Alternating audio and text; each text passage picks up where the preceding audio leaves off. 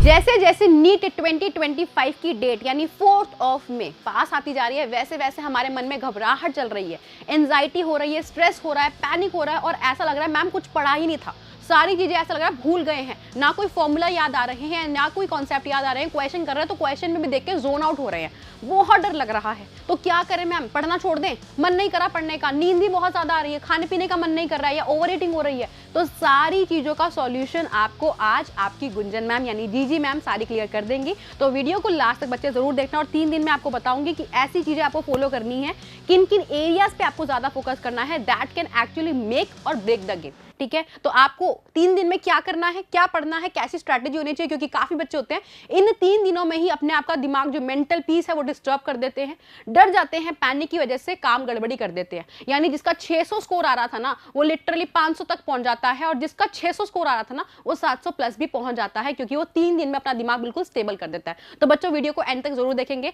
Start करते हैं आज का session. So my self Gunjan Goyal, your chemistry educator. और बच्चा लोग 3 दिन में क्या करना है उसके बारे में लास्ट तक डिस्कस करेंगे और आप लिटरली मुझे बता देना कि क्या आपका सीन चल रहा है, अभी कैसा माहौल है, क्या कॉन्फिडेंस आ रहा है या फिर कैसा लग रहा है। ठीक है, तो फीडबैक जरूर देना मुझे कमेंट सेक्शन में। सबसे पहले तो बच्चों आपको क्या अब डेली रूटीन में 3 दिन में क्या क्या चीजें करनी है। तो 3 दिन में तुम्हें जितने फॉर्मूलाज है, अभी अभी जीजी मैम ने क्लास ली थी फिजिकल केमिस्ट्री की फॉर्मूलाज की, तो तुम्हें फॉर्मूलाज को रिवाइज करना है। क्या करना है, सबसे पहला काम सारे के सारे जो तुम्हारे फॉर्मूलाज है उसका रिवीजन करते रहना, क्योंकि फॉर्मूला में ही प्लस माइनस का सिंबल लिख लिख के याद करोगे आप लोग। जब तक लिखा नहीं होगा गड़बड़ी कर सकते हो। एग्जाम में प्लस माइनस ऊपर डिवाइड मल्टीप्लाई इसमें गड़बड़ी हो जाती है, तो फॉर्मूला रिवाइज होने चाहिए। दूसरा, नेम रिएक्शन और रिएजेंट, ये मैंने आप सभी को इसके लिए भी हेल्प करी है। नेम रिएक्शन की वीडियो पड़ी हुई है, मैंने ही ली थी। सारी नेम रिएक्शंस मैंने एक शॉट में कंप्लीट कर रखी है। ठीक है, वो वाली रिवाइज कर सकते हो। तो नेम रिएक्शन को रिवाइज करना है। रिएजेंट की मैंने वीडियो बना रखी है, इसको भी रिवाइज कर सकते हो और तुमने जो अपने नोट्स बना रखे हैं उसको रिवाइज कर सकते हो। उसके बाद एनसीईआरटी में जो तुमने बायो में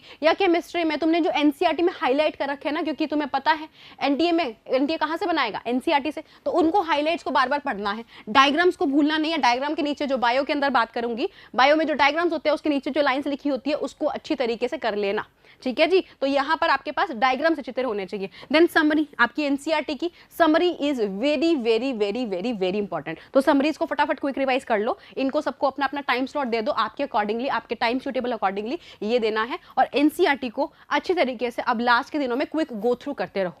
सारी की सारी डिटेल में बैठने मत पड़ जाना।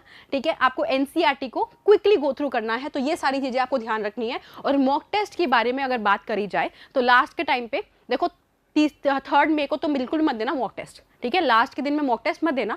अभी अगर आप चाहते हो तो देते रहो, उसकी एनालिसिस करते रहो और जहां पे गलतियां कर रहे हो उसको लिखते रहो कि मैं इस चीज में गलतियां कर रहा हूं, इस चैप्टर में गलतियां कर रहा हूं, ताकि लास्ट दिन पे 3 मई को आपको क्या करना है, 3 मई को आपको जहां पे तुमने गलती करी, जो चैप्टर तुम्हारा वीक था, जिस चैप्टर में तुम बार बार गलतियां कर रहे हो, जिस चैप्टर के फॉर्मुलाज बार बार गलत कर रहे हो, तो तुम्हें ये चीजें रिवाइज करनी लास्ट के दिन में।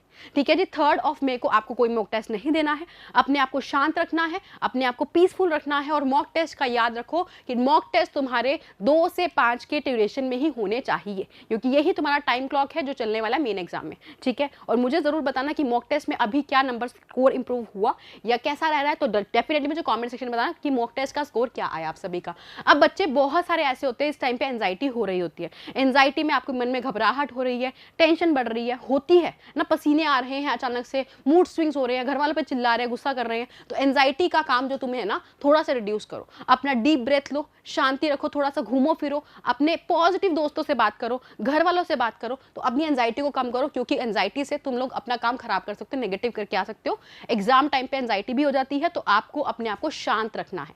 एग्जाम हर कोई दे रहा है, हर किसी के साथ वो पैनिक वाली सिचुएशन है, लेकिन आपको उसको अवॉइड करना है। उसकी बाद नेक्स्ट बात होती है स्लीप की। बहुत ही ज्यादा ऐसे बच्चे हैं जो इस चीज को अवॉइड करते हैं, है ना, सोचते हैं कि अब 3 दिन में पूरे साल की मेहनत कर लेंगे। नहीं बाबा नहीं, आपको अपना स्लीप साइकिल प्रॉपर मेंटेन करना है। ये नहीं है 24 घंटे तो तुम 24 घंटे लगे पड़े हो, तुम पढ़ भी रहे हो लेकिन फिर भी वो दिमाग में नहीं जाएगा। तो प्रॉपर स्लीप का ध्यान रखना है हर एक बच्चे को। बच्चे क्योंकि अब ना अगर सोगे नहीं ना तो दिमाग अच्छी तरह काम नहीं करेगा, और वो एग्जाम में तुम्हारा जो नींद थी ना वो सारी एग्जाम के टाइम पे दिखेगी। ठीक है, तो इफेक्टिवली हम सोच नहीं पाएंगे, काम नहीं कर पाएंगे, इसीलिए आपको प्रॉपर स्लीप देखनी है। अब कई बच्चे कहेंगे हमें रात को नींद ही नहीं आ रही मैम, हमारा साइकिल ऐसा बन गया। तो बच्चों सुबह एक दिन जल्दी उठो, रात को अपने आप थकावट महसूस होगी, और मिड डे नैप मत लो। यानी कि ऐसा नहीं है कि तुम्हें दोपहर को नींद आ रही है तुम सो गए, या बीच में नींद आ रही है तुम सो गए, नहीं।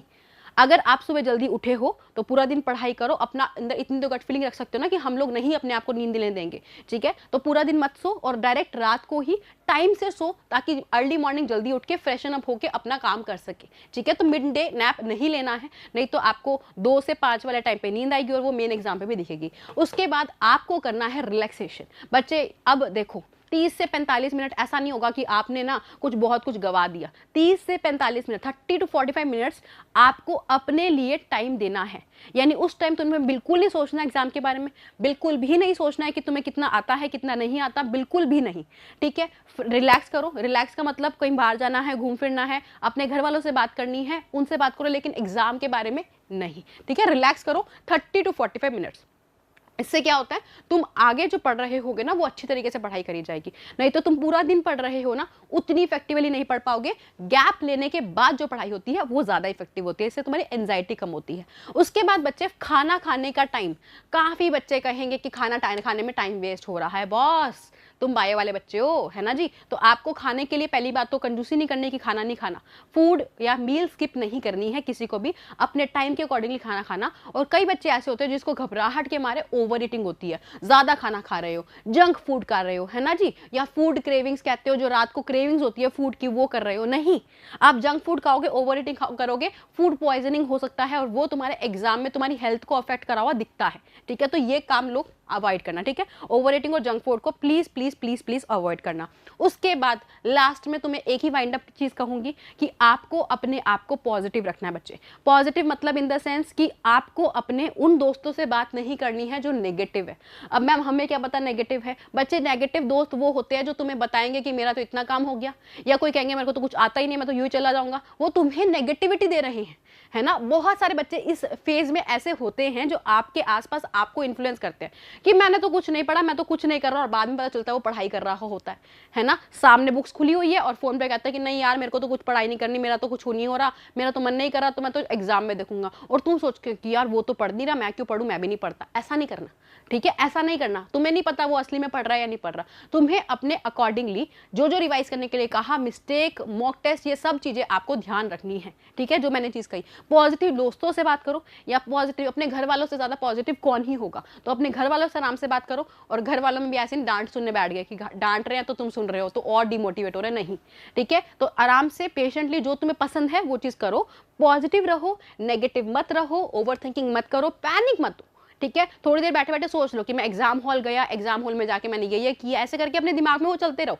ताकि आप हैबिचुअल हो जाओ उस चीज के लिए, है ना। मॉक टेस्ट दे रहे हो ना बॉस, OMR शीट ढंग की तरफ फिल कर रहे हो ना, बस तो ऐसे ही चलते रहो। और मेरी तरफ से, हमारी पूरी टीम की वजह से तरफ से, मोशन नीट की तरफ से आप सभी को ऑल दी बेस्ट। अच्छा सा एग्जाम करके आना, और डेफिनेटली मुझे कमेंट सेक्शन में अपना फीडबैक जरूर देना कि अभी कैसी सिचुएशन है आप सभी की, ठीक है। तो मेरी तरफ से आप सभी को प्यारा सा ऑल दी बेस्ट। अच्छी तरीके से ऑल दी बेस्ट, अच्छी तरीके से अपना एग्ज़ाम करके आओ, ठीक है जी। एग्ज़ाम करके आओ अच्छी तरीके से, पॉजिटिविटी के साथ, सब कुछ याद आ जाएगा। तुम्हारे साथ नहीं अकेला, सबके साथ ऐसा होता है, सब कुछ याद आ जाएगा।